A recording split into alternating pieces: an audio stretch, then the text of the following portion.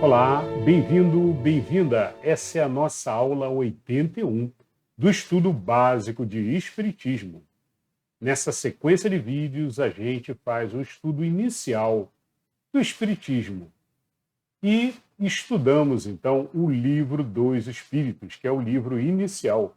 Foi o primeiro livro que Allan Kardec compilou com perguntas e respostas que ele recebeu da espiritualidade, criando assim a doutrina espírita. Toda a história da doutrina espírita e como ela foi criada, quem foi Allan Kardec, a gente fala na aula 1. Então, se você quer conhecer mais da história do espiritismo, aula 1, muito importante. E nós estamos na aula 81. Toda aula a gente lê um conjuntinho de perguntas do Livro dos Espíritos. E vamos assim, um conjunto de perguntas, cada aula até chegar no final. Muito bem, a gente lê também uma página de abertura, exatamente como as casas espíritas que têm escola, que têm um centro de estudo, da mesma forma fazem. Então a gente faz uma página de abertura do livro Caminho, Verdade e Vida, do Espírito Emmanuel, psicografado pelo Chico. Essa página de abertura que a gente lê é o nosso momento de reforma íntima, onde a gente aprende um pouquinho mais da doutrina espírita, sim, mas, acima de tudo, aprendemos orientações, dicas de como colocar em prática no nosso dia a dia a doutrina. Bom, e aí logo em seguida lemos o Livro dos Espíritos, com algumas perguntas e respostas que Kardec recebeu. Hoje, no livro Caminho, Verdade e Vida, nós vamos para um texto com o título Contentar-se. E, no Livro dos Espíritos, nós vamos dar continuidade na terceira parte, capítulo 4.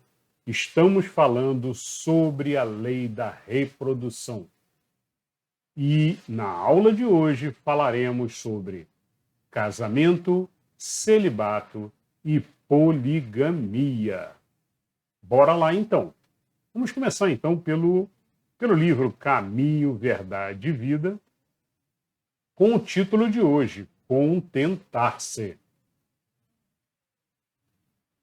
O livro Caminho, Verdade e Vida sempre inicia com um versículo. E o versículo de hoje diz: Não digo isto como por necessidade, porque já aprendi a contentar-me com o que tenho. Paulo. Então, um dito de Paulo está nos Filipenses, capítulo 4, versículo 11. Vamos agora à leitura do texto de Emmanuel. A vertigem da posse avassala a maioria das criaturas na Terra. A vida simples, condição da felicidade relativa que o planeta pode oferecer, foi esquecida pela generalidade dos homens. Esmagadora percentagem das súplicas terrestres não consegue avançar além do acanhado âmbito de origem. Pedem-se a Deus absurdos estranhos. Raras pessoas se contentam com o material recebido para a solução de suas necessidades. Raríssimas pedem apenas o pão de cada dia, como símbolo das aquisições indispensáveis. O homem incoerente não procura saber se possui o menos para a vida eterna, porque está sempre ansioso pelo mais nas possibilidades transitórias. Geralmente, permanece absorvido pelos interesses perecíveis, insaciado, inquieto, sob o tormento angustioso da desmedida ambição.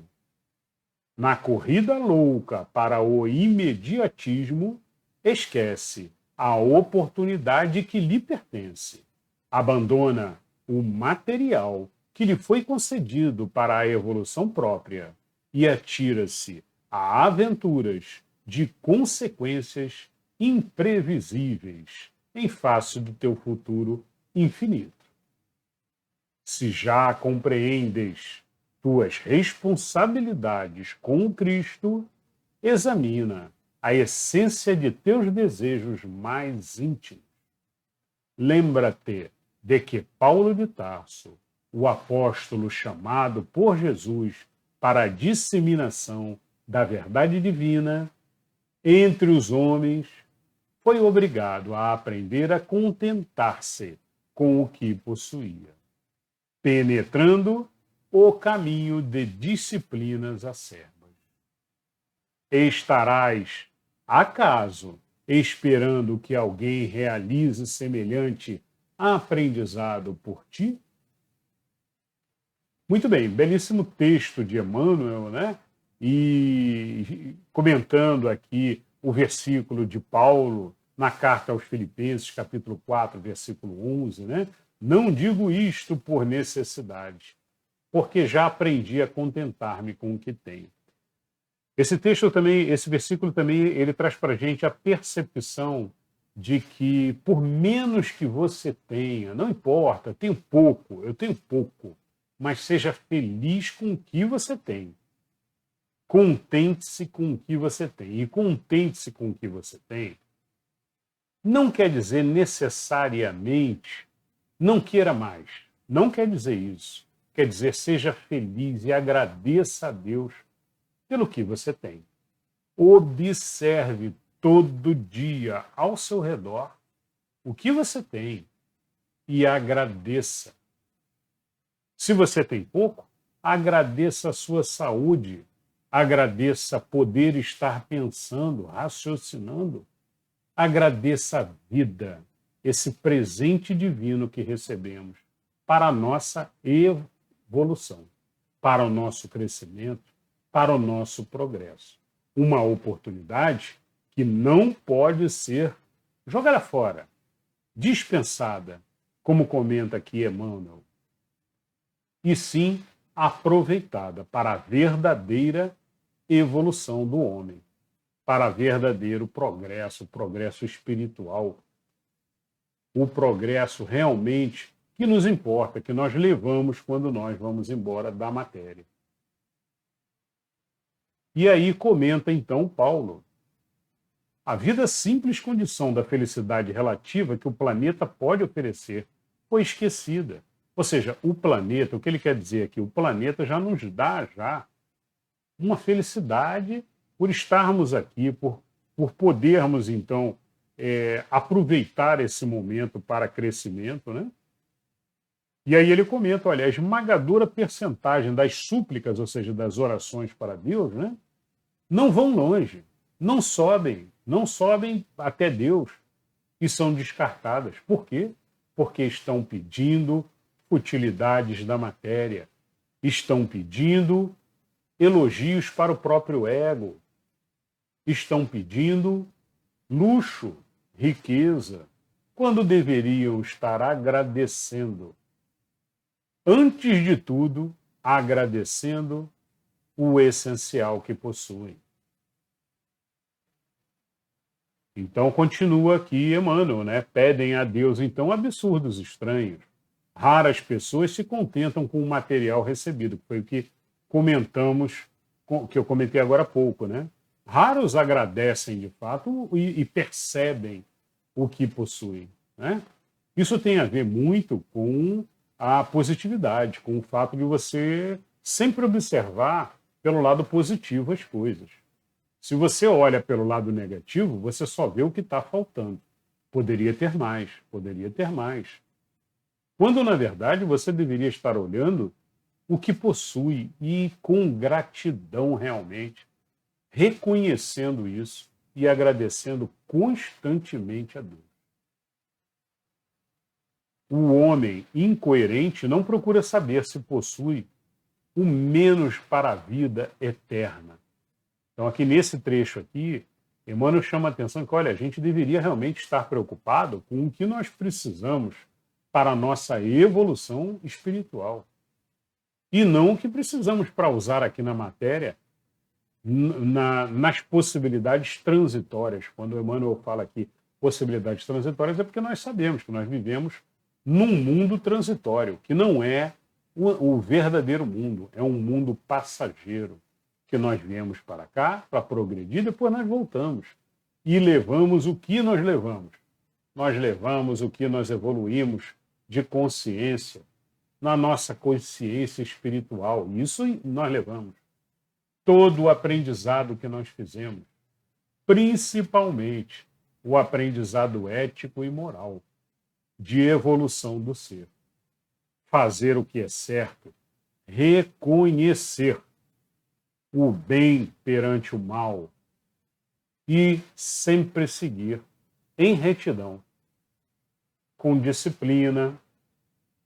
Então, todo esse conjunto que a gente, então, vai adquirindo e vai guardando isso dentro da nossa consciência, na forma de pensamentos, pensamentos produtivos, constantemente. Avalie no seu dia a dia os pensamentos que estão brotando ao longo do seu dia. Perceba qual o bom pensamento foi. Será que esse pensamento agora é bom? Será que esse pensamento é ruim? O que for ruim, descarta na hora. E joga para dentro do cérebro uma mensagem dizendo, não, isso não. Esse problema vai resolver rápido. E vai sedimentando, então, os pensamentos bons no nosso subconsciente. Então é muito por aí, é muito para a gente justamente focar no que é importante, parar de pedir a Deus os excessos. Se eles tiverem que vir, acima de tudo, você tem que mostrar, tem que ter mostrado, que sabe lidar com o que Deus lhe deu, que é o que comenta aqui Paulo também no seu versículo aqui aos Filipenses. Eu sei lidar com o que eu tenho, mostrando isso a Deus. Se você não consegue lidar com o que você tem, com felicidade, com harmonia, com paz, você não fez a sua lição ainda. Precisa fazer a sua lição. E uma forma de fazer a sua lição é mostrar para Deus, mostrar para a espiritualidade, para o universo, mostrar que você está feliz com o que você tem. Aí, a partir daí, as coisas acontecem para você. Se Deus achar que precisa, então, subir o seu nível para te dar uma oportunidade diferente, né? E você vai receber. Lembrando que o problema não é o ter dinheiro, o problema não é ter poder, o problema não é ser dono de tomada de decisões, né, no mundo. O problema não é esse. Jamais o Espiritismo critica o dinheiro, critica a pessoa que tem dinheiro, critica a pessoa... Não. O problema não é a ferramenta. O problema é o que o homem, o que o ser faz com a ferramenta. A maioria dos seres, quando recebem dinheiro, quando recebem algum tipo de benefício, de poder, se perdem. Se perdem, desviam, porque o dinheiro, bem como o poder, possibilita os desvios. Quando a gente fala os desvios, significa, olha, todo problema que você tiver que passar, tiver que cumprir, você vai passar para uma outra pessoa resolver. Você vai desviar, vai pegar o aviãozinho e vai para outro país. Vai pegar o aviãozinho e vai fazer uma viagem e deixa alguém resolver para você o problema. E aí o ser acaba não evoluindo. Além disso, naturalmente, tem todos os problemas que o dinheiro traz com relação a oportunidades de desvio, com relação ao aproveitamento dos gozos da matéria, ou seja, dos prazeres da matéria, em todos os sentidos. Nos sentidos aí de você aproveitar e esquecer a espiritualidade. Não, para que eu vou ler livro? Para que eu vou estudar? Para que eu vou me dedicar à minha espiritualidade? Para que eu vou fazer meditação? Eu vou para a beirada da piscina, vou passar o dia na piscina, eu vou para viajar o tempo inteiro. vou para bagunça o tempo inteiro, para festinha toda noite. E isso é o que acontece na maioria dos casos. Por isso é que Jesus dizia que é mais fácil um camelo passar num buraco de agulha do que um rico, um homem rico, na matéria, entrar no reino dos céus. Porque sabe que ocorrem muitos desvios de ética, de moral daquele ser, quando recebe uma quantidade de dinheiro ou qualquer outro recurso desse tipo.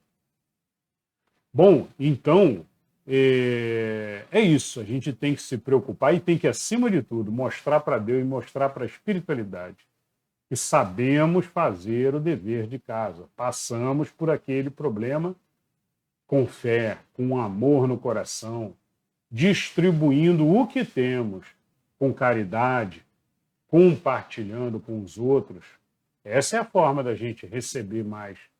Se a gente quer mais, essa é a forma da gente receber mais. Eu acho que é bem por aí aqui o aprendizado aqui que Paulo passa para a gente, mas sempre é muito bom ver os comentários de todos, então comentem, coloquem aqui nos comentários o que vocês acharam, o que vocês perceberam, acrescentem ao que eu falei outros entendimentos também de aprendizado aqui que vocês pensaram, né?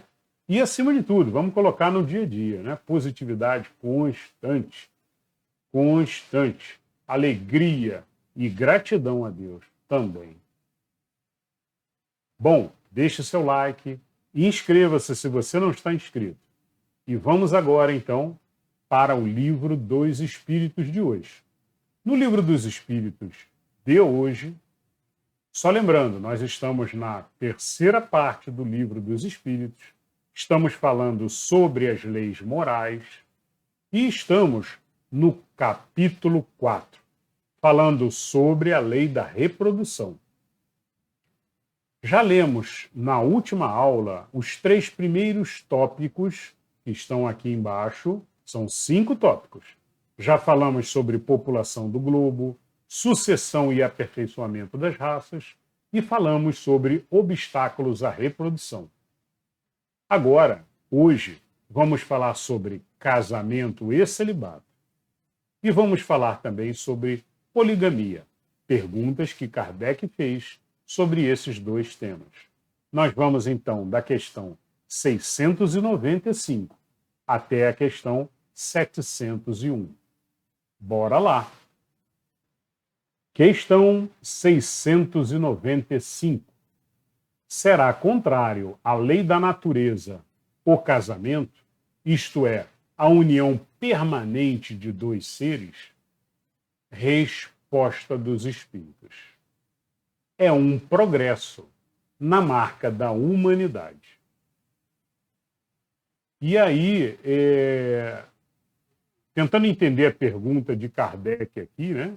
Quando ele fala que a união permanente de 2 seres, né? Do ponto de vista espírita, essa união ela não é eterna, né? É uma união para a vida nesta encarnação.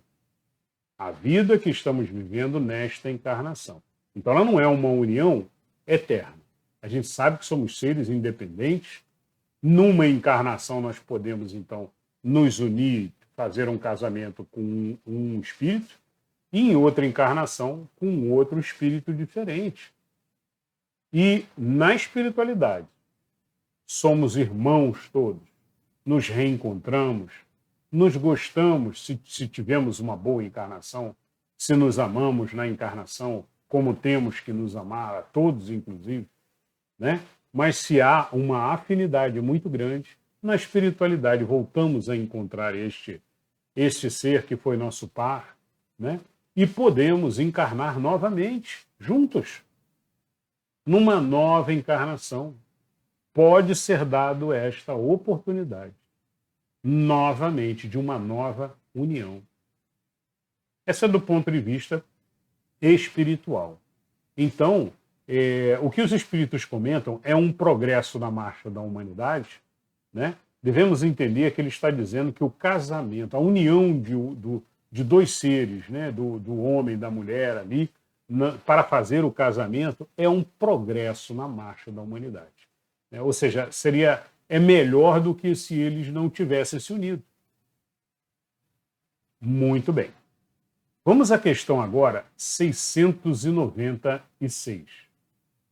Que efeito teria sobre a sociedade humana a abolição do casamento?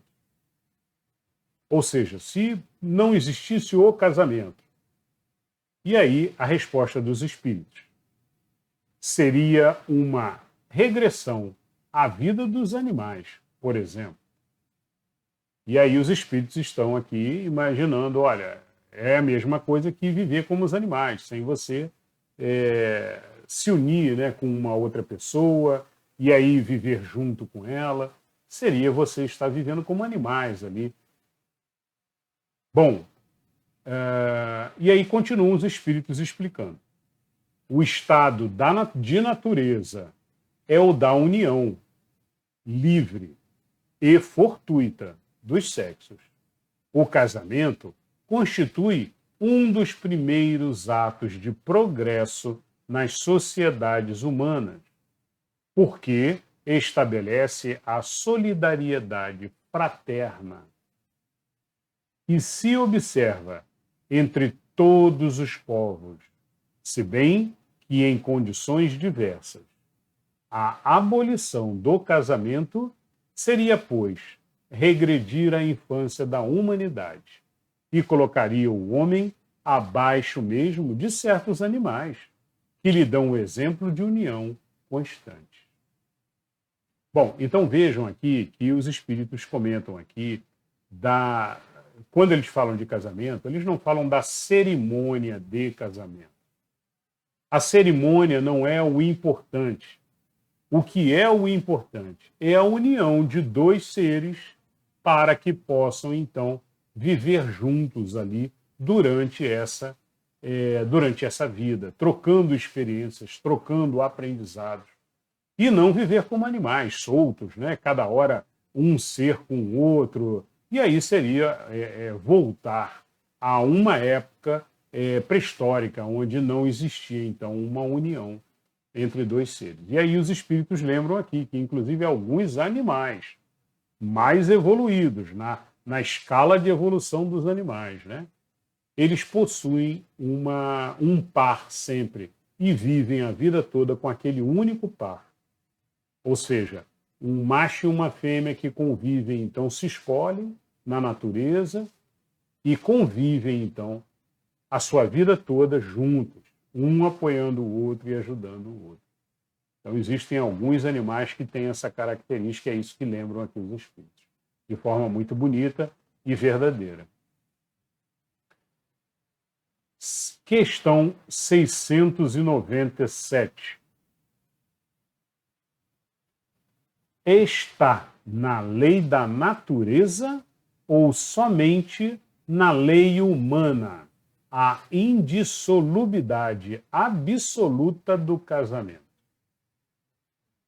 Lembrando que esse é um livro de 1857, então naquela época existia essa regra de indissolubilidade absoluta do casamento.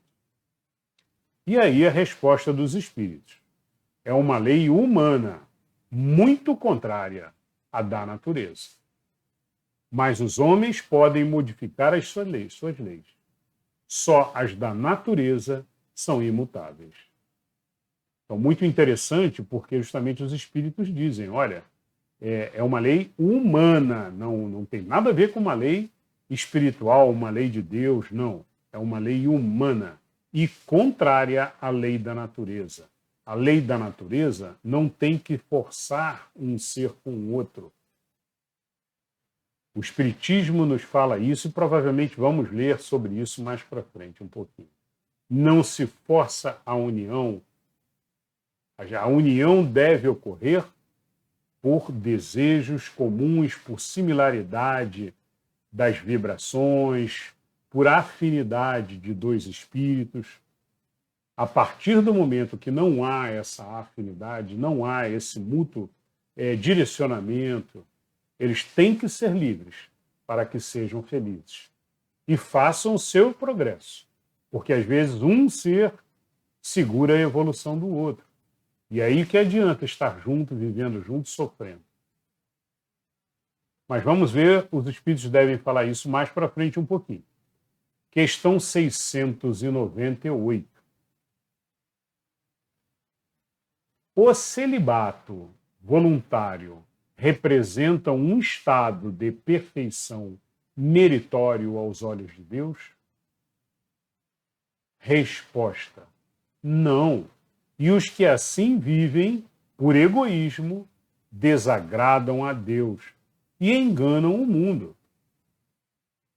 Então vejam que ele diz aqui, os que fazem assim, por egoísmo, desagradam a Deus e enganam o mundo. Acho que é bem direto, bem claro, não tem nem o que muito explicar, né?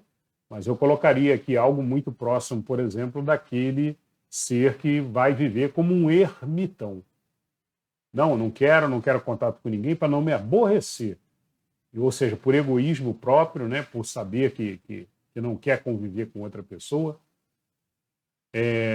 Porque quer tomar as suas decisões sozinhos, não quer compartilhar a decisão, porque normalmente quando a gente convive junto, a gente tem que ter paciência, tem que ter amor, sim, lógico, mas tem um exercício grande de paciência, de conversa, diálogo constante, né? Temos que procurar chegar juntos num meio termo que satisfaça os dois. Na maioria das decisões domésticas é assim que ocorre.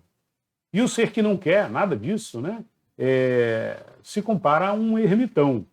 E aí sou eu que estou dizendo isso. Por quê? Porque é aquele que se afasta da sociedade, né? Que vai viver numa caverna, longe, tudo, para não se aborrecer. Não quero ficar com ninguém perto de mim, mas e aí o que acontece?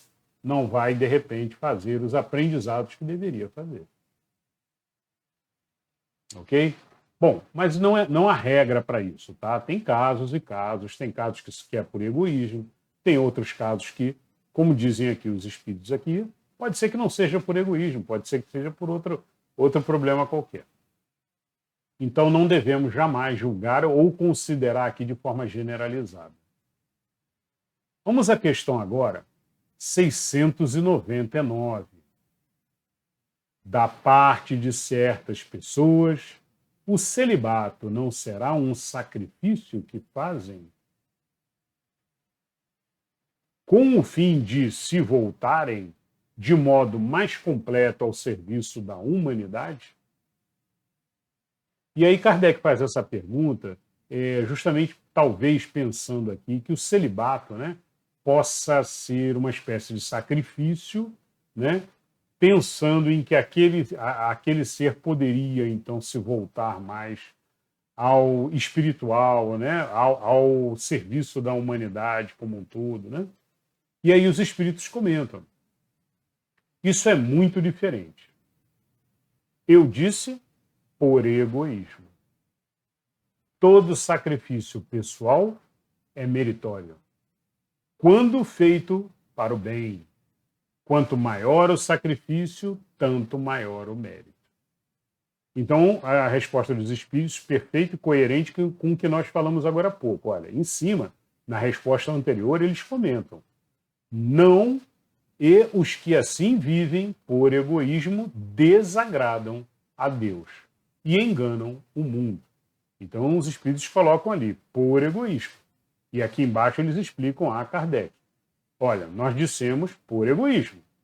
Existe esse outro caso, de uma pessoa que vai fazer um celibato, às vezes, porque vai fazer uma viagem, vai para o exterior e não pode viver com um compromisso de estar do lado de outra pessoa.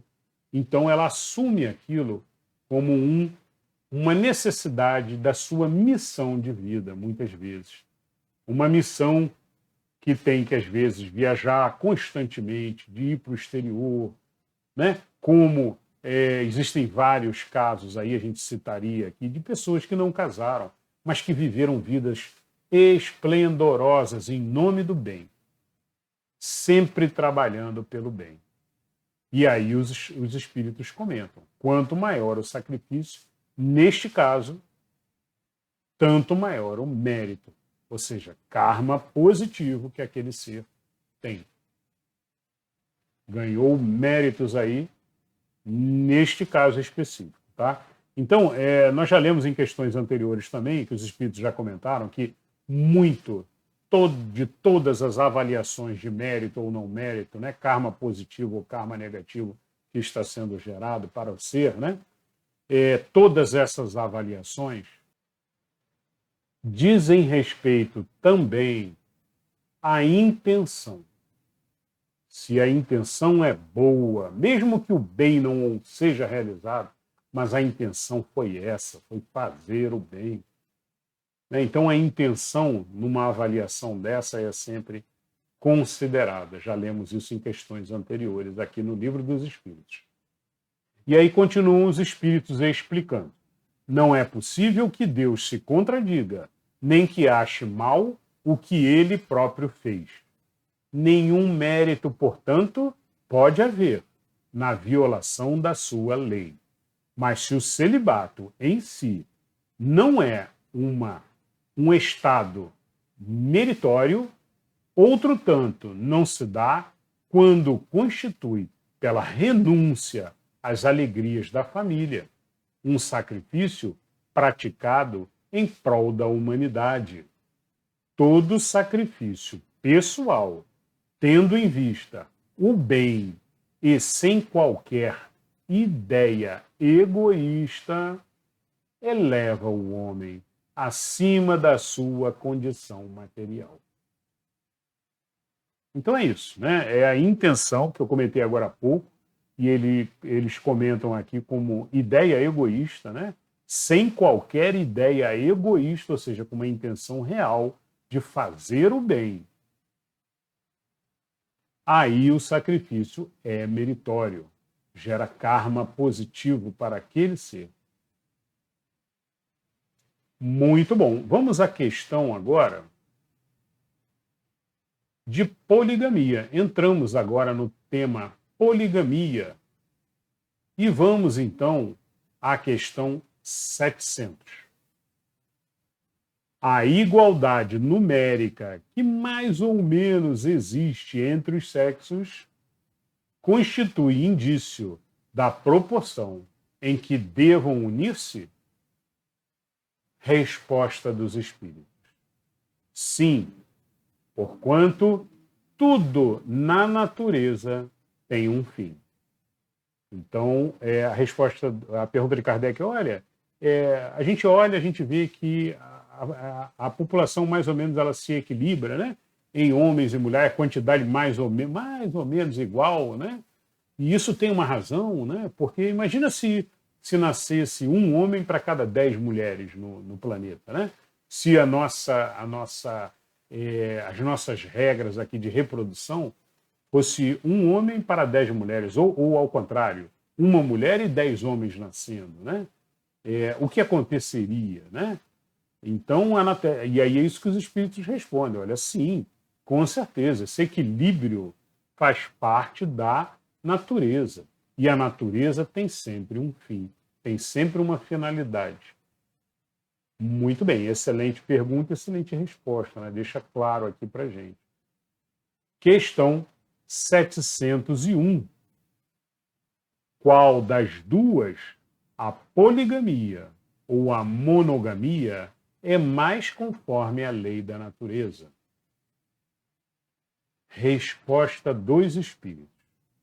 A poligamia é lei humana, cuja abolição marca um progresso social.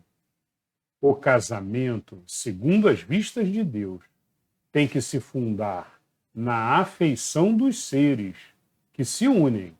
Na poligamia, não há afeição real, há apenas sensualidade. Então, o que os espíritos respondem aqui é que a poligamia está fora das leis de Deus.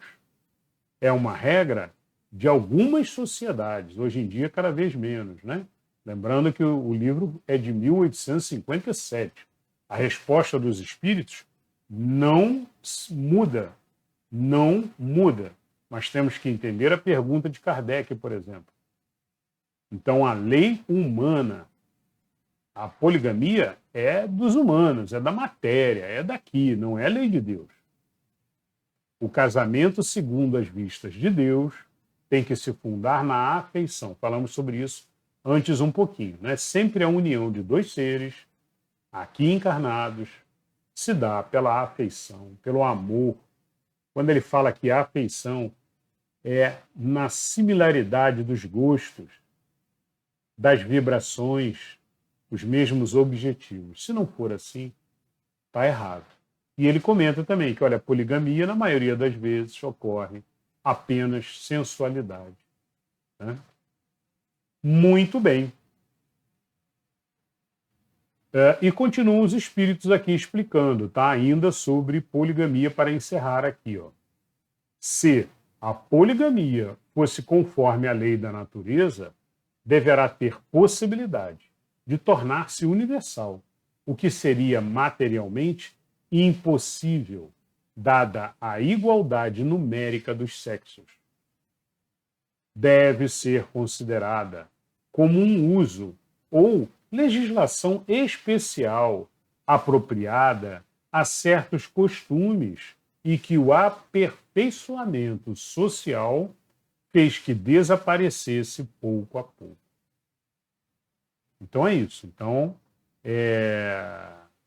a lei da natureza, a lei de Deus, é um homem e uma mulher, ou seja, e não um homem com 10 mulheres ou uma mulher com 10 homens. Não é isso, né? O correto é um par, né? Esse é o que os espíritos dizem aqui. E não você ter aí vários em casamento juntos. Isso daí está fora aí. E a legislação especial apropriada a certos costumes ainda existe, né? Mas o aperfeiçoamento social faz com que desapareça pouco a pouco. Muito bem, pessoal, encerramos então aqui poligamia, encerramos o assunto sobre poligamia e falamos também antes aqui sobre casamento e celibato. Com isso, a gente finaliza a lei da reprodução. Na próxima aula, a gente entra no capítulo 5 e vamos começar a falar sobre a lei da conservação. Vamos falar sobre o instinto de conservação. Vamos falar perguntas, Kardec fez perguntas aqui, sobre meios de conservação. Gozo dos bens terrenos, necessário e supérfluo, privações voluntárias, mortificações. Kardec vai abordar esses temas todos a partir da próxima aula.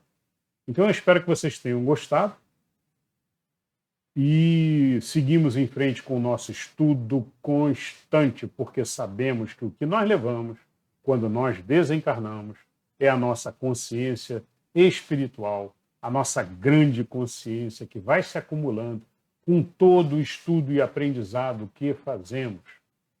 Então, não pare de estudar, né? Como disse Jesus no Evangelho de Tomé, que aquele que busca não cesse de buscar até ter encontrado.